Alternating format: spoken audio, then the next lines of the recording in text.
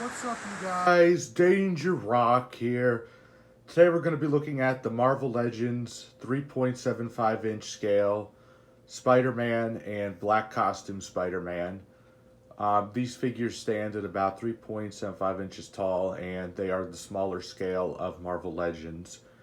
And I have to say, for a Spider-Man collector, both these guys are really, really cool.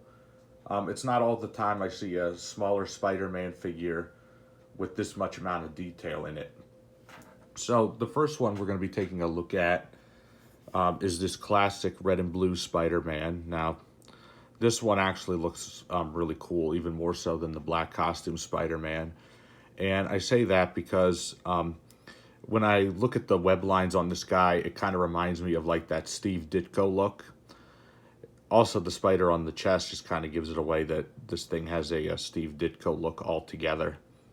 Both of his hands are in whipping poses, which is actually really interesting. But just looking at the web lines on here, I'm getting Amazing Fantasy 15 kind of vibes right here. Also, the spider on the back, the way the spider's legs go up, remind me of that as well. So that's actually really, really cool. And what's interesting is like how all the web lines on him are actually evenly distributed. I actually really like that.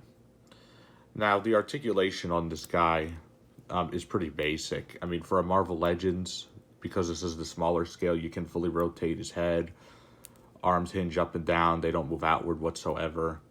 His legs can only kick that far, and they could go very far back, but they don't bend at the elbows or the knees whatsoever. So that's actually a shame, however. But overall, next to like all my Marvel Universe figures and my smaller 3.75 inch scale Spider-Man figures, I would say this guy scales in pretty well. What it really does for me is I'm like, just look at the mask on this guy. It just looks so cool. And now we're going to take a look at the black costume Spider-Man, which I really like the way they went with like a comic book looking design. Another thing I forgot to mention with that guy right there is the only other point of articulation he has is his wrists do swivel. And you could see really dark white paint in his eyes right there. That looks really nice.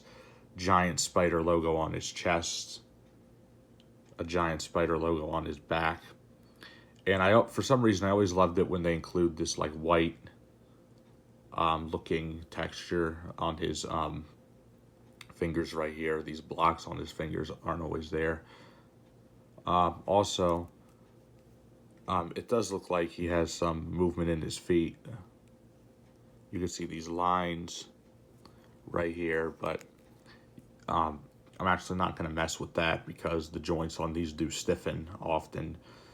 But when I put these two next to each other, it feels like we have a comic book looking Spider-Man and a comic book accurate black costume Spider-Man, which is actually really cool.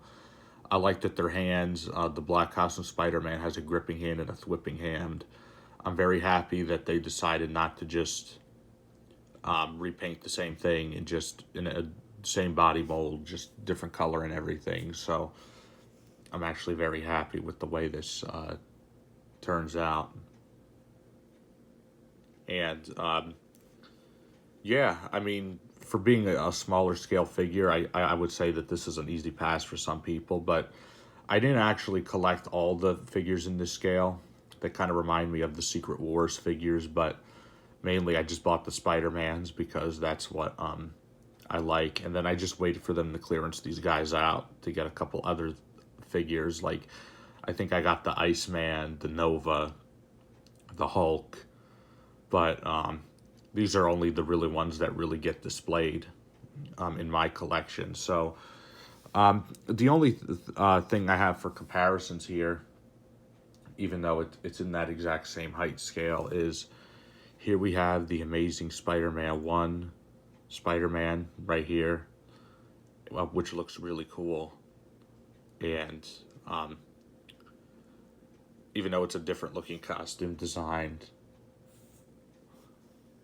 he is a little bit taller than these two Spider-Man figures.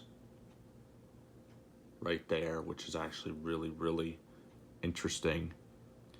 But overall, just going back to these two guys right here, I would say I would definitely recommend them for any Spider-Man fan out there because, like I said, it's not all the time we see a Spider-Man figure with this much detail on it in this scale. So I would prefer to get the red and blue version over the black version, not only because it's classic looking, but the design of it reminds me of the Steve Ditko looking Spider-Man. So yeah, you definitely want to pick this up. So yeah, this has been my review of the Marvel Legends Retro 3.75-inch line Spider-Man and Black Costume Spider-Man. If you like this video, please leave a like. Please subscribe to my YouTube channel. Let me know in the comment section down below, what do you think of these two figures?